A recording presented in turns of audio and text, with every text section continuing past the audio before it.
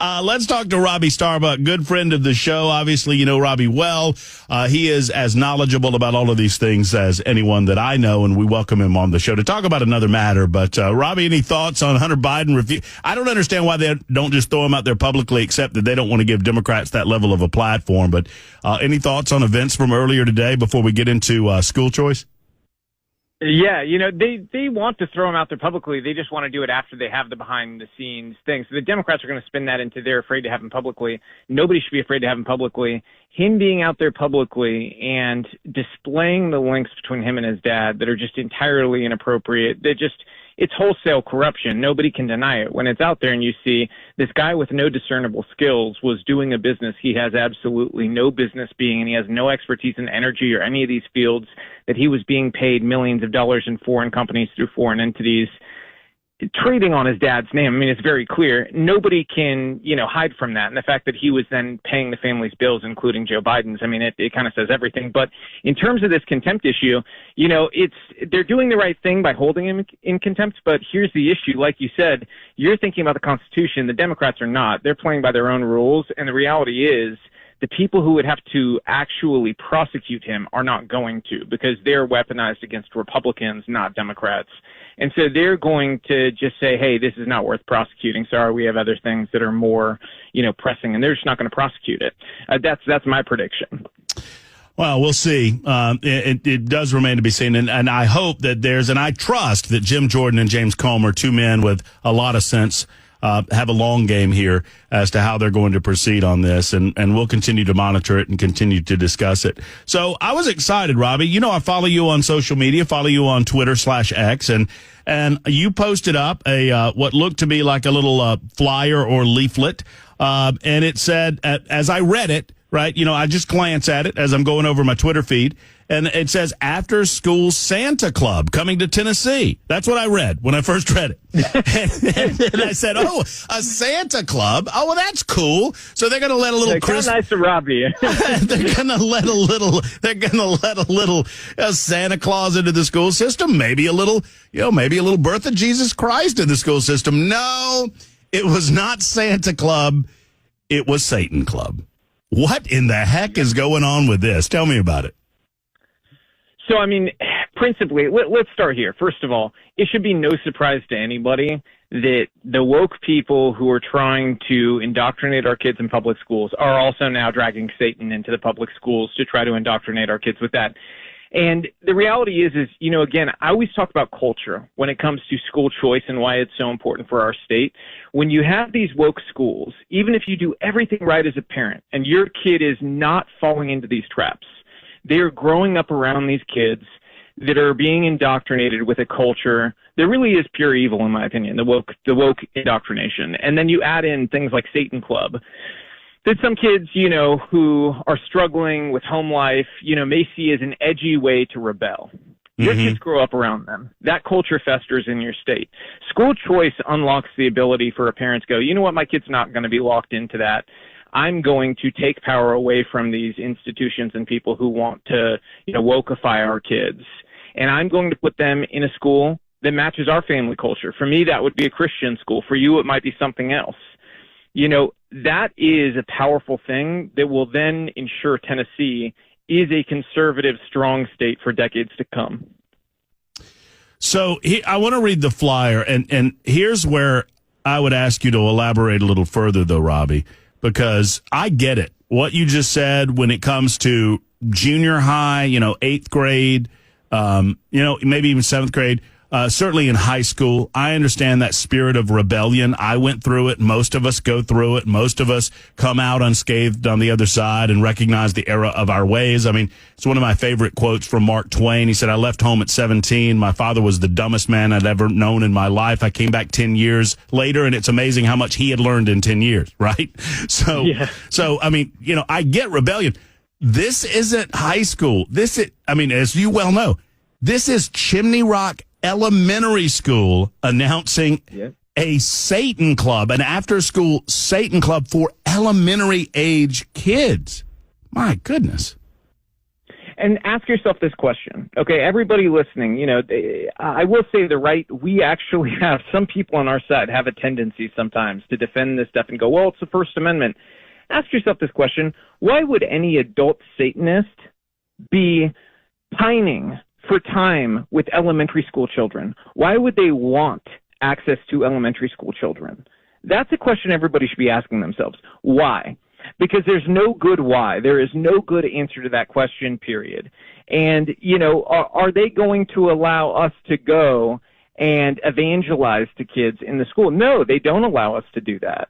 So I think all of these things should be very clear. Satanism in general should not be given religious protections because they themselves, people who are, in very high leadership positions within their organization, admit that they are not a religion, that this is in itself essentially a form of, a political tactic to try to disempower the ability of religions to stake their claim and place in society, and that they just want to bastardize that in some way.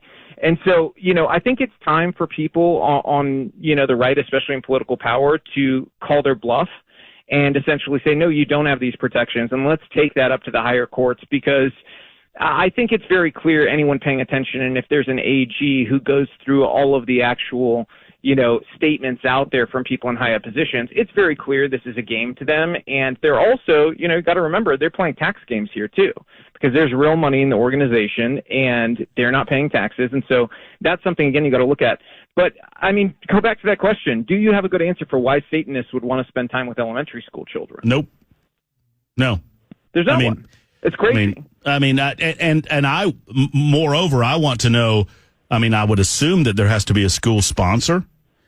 Chimney Rock is in the Memphis Shelby County school system, if I'm not mistaken.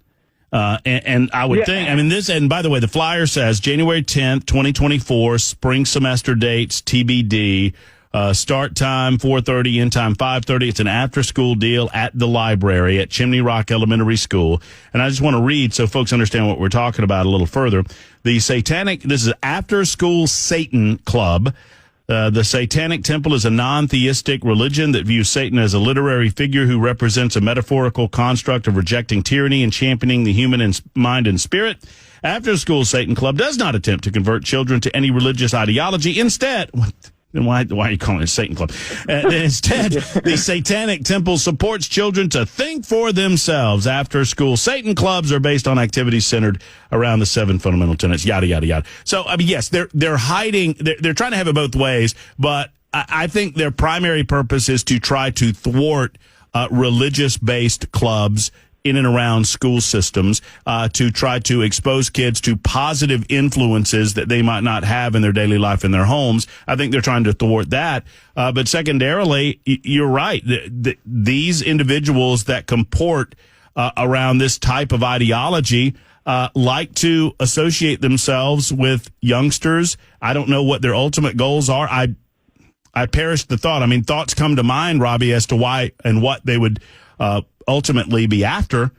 And it's all sick. Every bit of it. I want to say it, and I don't want to bring it into being by saying it on the radio, but I think all of us understand that if you get your elementary age kid around Satanists, nothing good can come of it.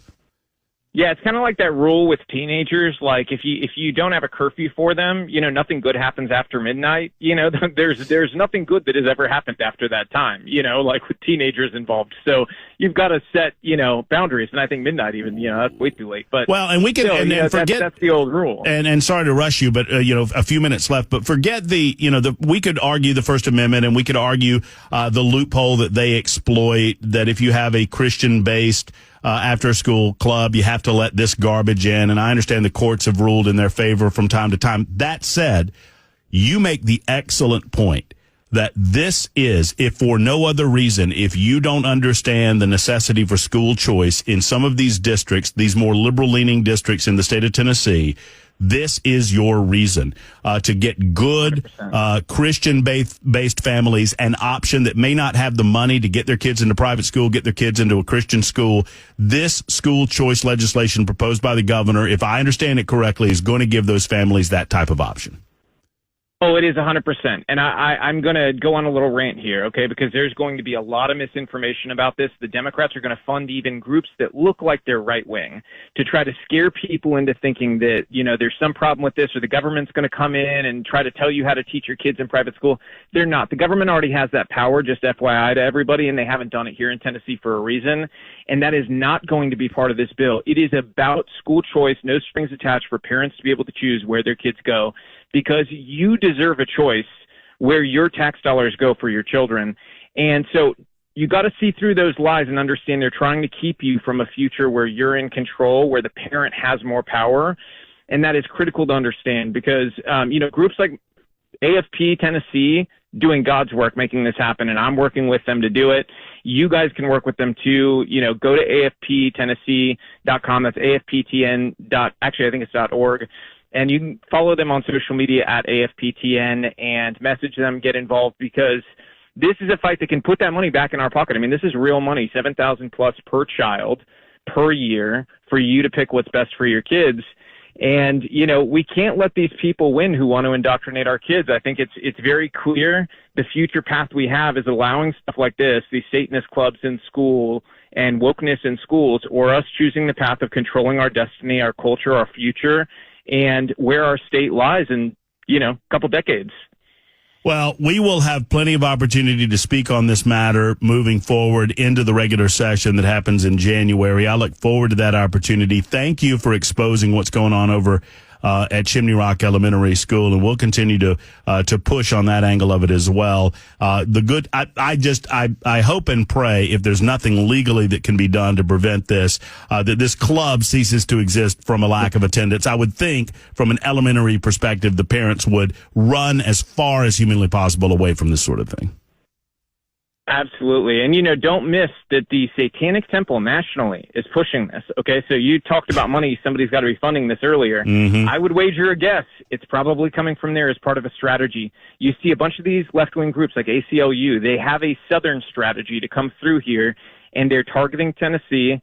And people like myself, our Attorney General, AFP, we've got our eyes on everything these people are doing to try to change our state. And we're going to stop it, but we need people's support, their help, and everybody be united against it. And, I was going to give you a story tip before you go. Look into this. Yeah.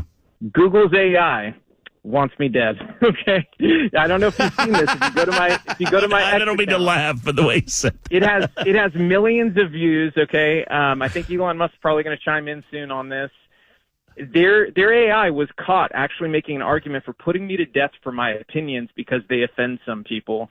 And people should look down this dystopian path we're headed on with AI, because imagine that Bard run by Google, it's called Bard, is making decisions about the loans that you get, whether you get hired, your reputation, things like that. It made up wholesale that, these crazy lies, even made fake links, fake stories. So look into it. It's crazy. It's getting covered all over the place right now. We'll do it, and we'll talk about it further coming up. Be safe there, Robby. Watch out for the robots. Come on. I will. All right. We'll see you, man. Bye. Take care. There's Robby Starbuck.